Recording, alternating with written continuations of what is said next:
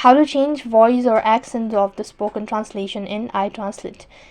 Hi everyone, in this video I'll be showing you the ways to change the voice or accent of the spoken translation in iTranslate. So in iTranslate, changing the voice or accent of the spoken translation can vary depending on the version of the app and the available feature that you're using. So in order to begin with the procedure, first of all log into your iTranslate account.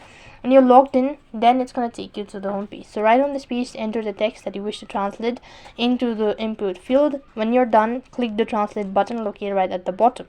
Now once the translation is displayed, you can look for an option related to the voice or speech settings. This option might be labeled as voice, speaker, or text to speech.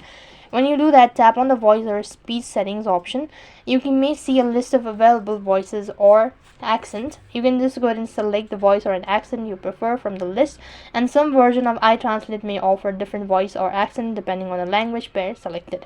And unfortunately, the following feature is only available in the premium subscription, so you'll not be able to get the feature unless you don't have a premium subscription. So that's how you can change the voice or accent of the spoken translation in iTranslate. That is all for this video.